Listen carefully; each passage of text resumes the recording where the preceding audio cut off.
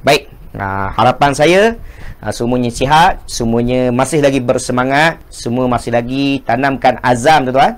Ya, ada azam yang tinggi untuk kita pandai bahasa Arab. Tujuannya tak lain tak bukan ialah untuk kita memahami bacaan ayat Al-Quran, dan juga kita nak baca Al-Quran dengan bacaan yang betul, ya. Jadi insya-Allah hari ni kita masuk ayat yang baru, ya, ayat yang ke-21 pada malam ini, tuan-tuan. Malam ni ayat yang ke-21, tuan-tuan, ya. Dah jauh ni, tuan-tuan. Ya, hari ni adalah hari yang penting juga, tuan-tuan. Untuk tuan-tuan, untuk kita mengenali 3 jenis PL, ya. Hari ni kita fokus utama kita ialah kita nak kenal 3 jenis PL, tuan-tuan, ya. Macam mana nak kenal fi'il madi, macam mana nak kenal fi'il mudhari', macam mana kita nak kenal fi'il amar, ya. Itu sangat penting, tuan-tuan. Perkara ini adalah peringkat yang pertama untuk tuan-tuan kenal kalimah fi'il, ya. Okey. Auzubillahi minasyaitonirrajim. Bismillahirrahmanirrahim. Alhamdulillahi rabbil alamin, arrahmanirrahim, maliki yaumiddin.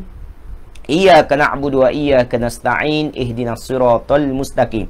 Siratal ladzina an'amta 'alaihim ghairil maghdubi 'alaihim waladdallin. Amin. Bismillahirrahmanirrahim. Allahumma arhamna bil Qur'an waj'alhu lana imaman wa nuran wa hudan wa rahmah. Allahumma dzakkirna minhuma nusina wa 'allimna minhuma jahilna warzuqna tilawatahu ana al-laili wa atrafan nahar waj'alhu lana hujjatan ya rabbal alamin.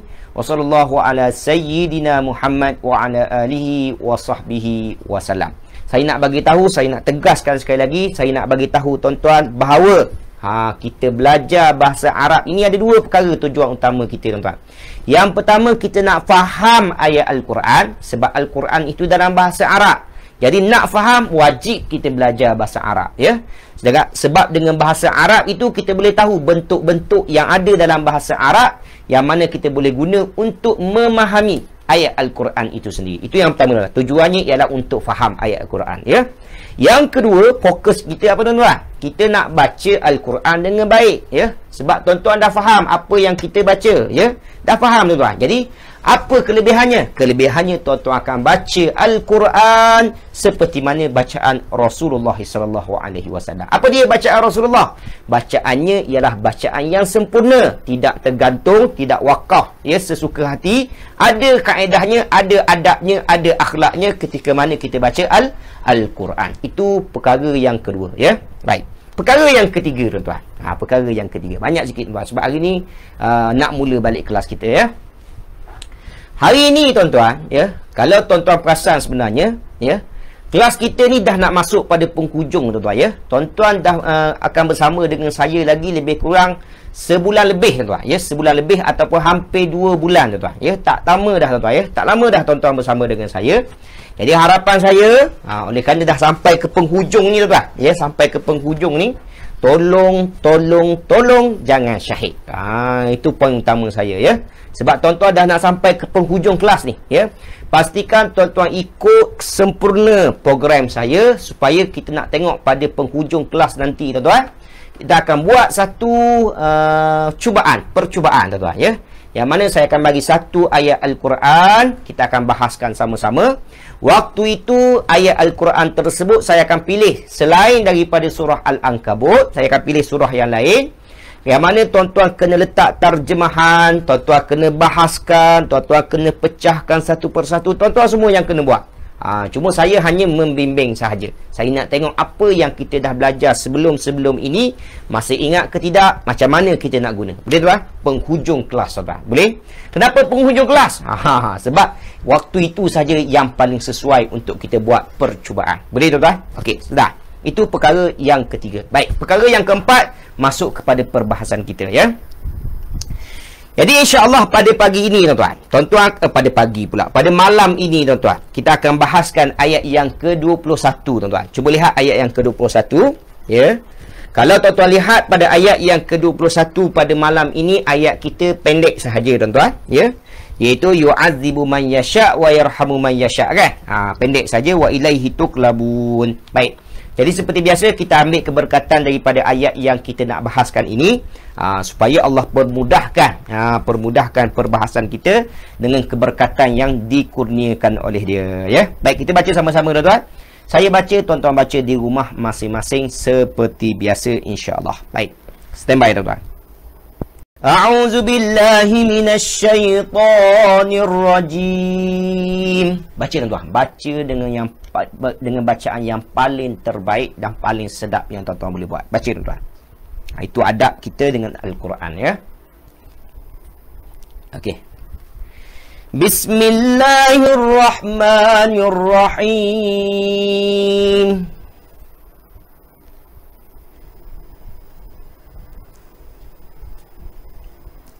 Yu'adzibu man yasha'u wa yarhamu man yasha'u.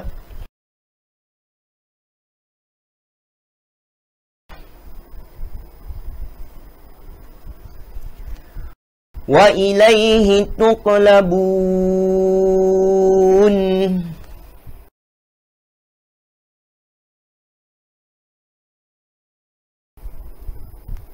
Sadaqallahul azim.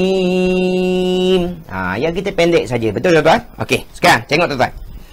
Perkara yang seterusnya yang kita akan buat selalu ialah pecah-pecahkan kalimah yang berada dalam ayat yang kita nak bahaskan. Boleh tuan-tuan? Itu perkara yang asas tuan-tuan, yang saya selalu buat dalam mana-mana kelas, ya.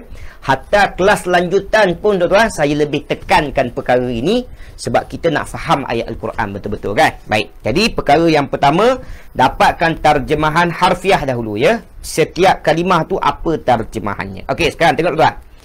Kalau saya tanya tuan-tuan, kalimah yang pertama pada malam ini, kalimah apa tuan-tuan? Jawab dekat rumah tuan-tuan.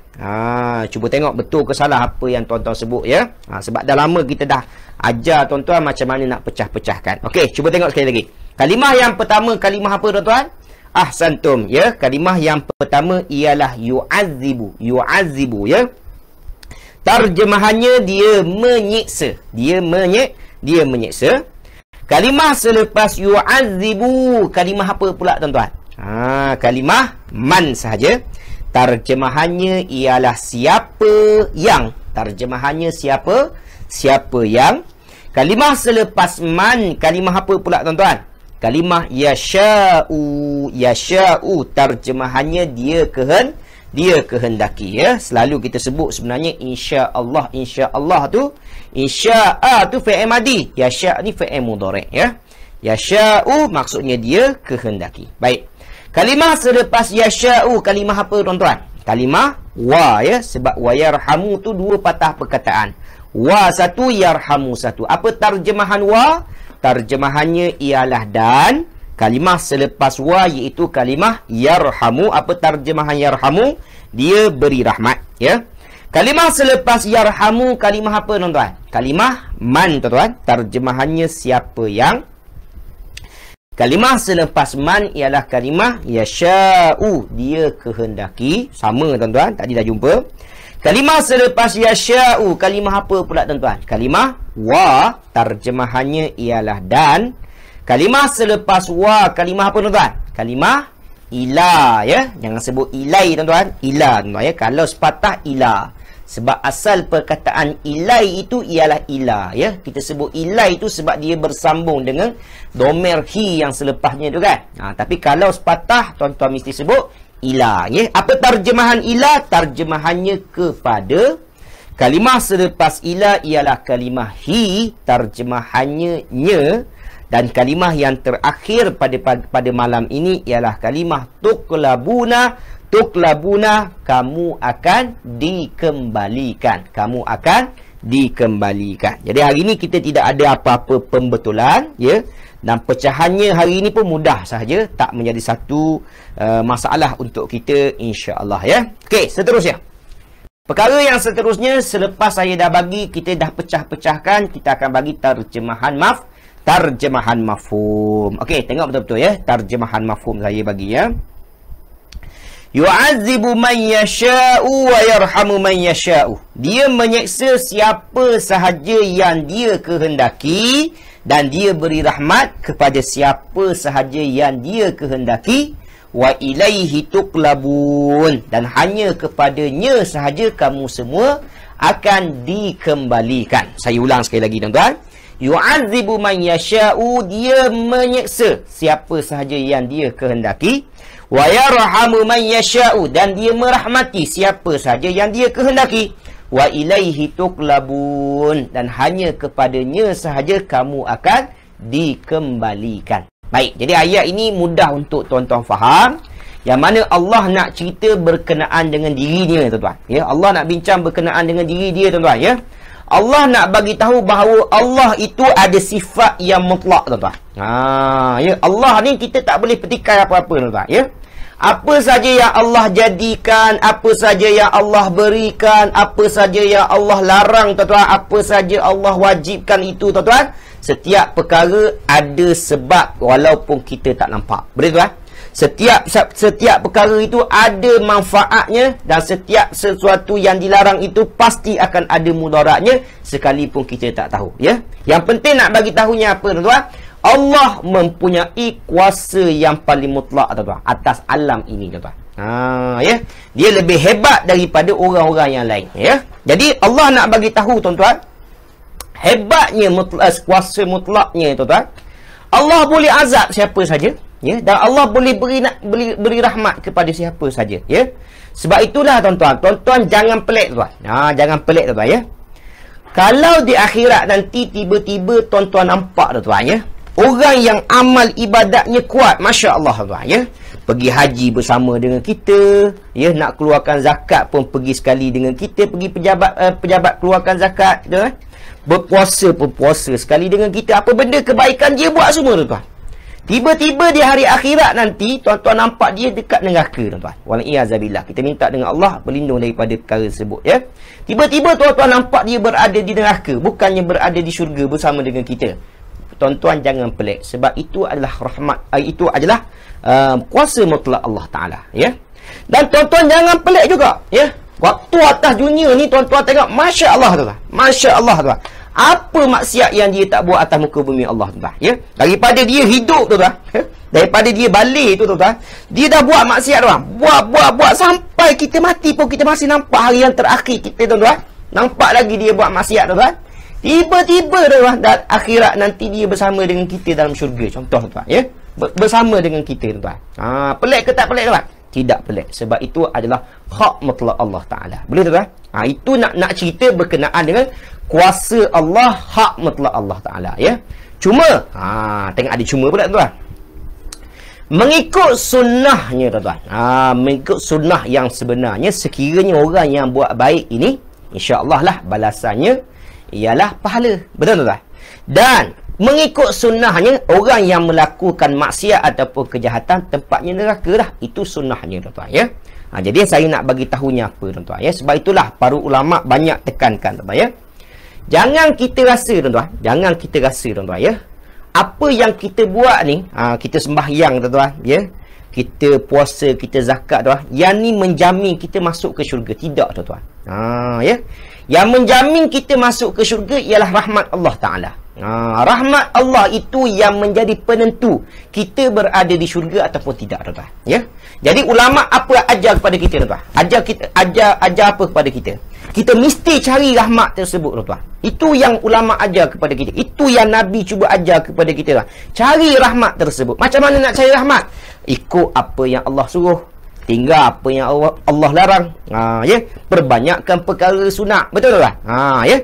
Jadi cara untuk mencari rahmat Allah Taala ialah dengan cara kita nak minta Allah sayang kepada kita. Macam mana kita nak Allah sayang kepada kita? Jadi caranya ialah kita ikut dia, kita mesti bertakwa kepadanya, mesti buat apa saja yang Allah suka, tuan-tuan, dan meninggalkan semua larangannya. Insya-Allah. Insya-Allah, tuan-tuan, ya. Insya-Allah dengan apa yang kita buat itu, kita usaha itu, tuan-tuan, mudah-mudahan kita akan dapat rahmat Allah di hari akhirat nanti. Ingat, tuan-tuan, ya. Sebab itulah ulama kata, solat kita yang kita solat hari ini, puasa kita yang puasa hari ini, ibadah haji kita yang kita buat 2-3 kali, banyak kali, tuan-tuan, itu masih lagi belum menjamin kita untuk masuk ke syurga Allah Taala. Tapi yang masuk syurga Allah Taala itu adalah dengan rahmatnya. Boleh, tuan-tuan? Harap tuan-tuan faham, itu adalah hak mutlak Allah Subhanahu wa taala. Dia boleh bagi kepada siapa dan dia boleh halang daripada sesiapa. Boleh tuan-tuan?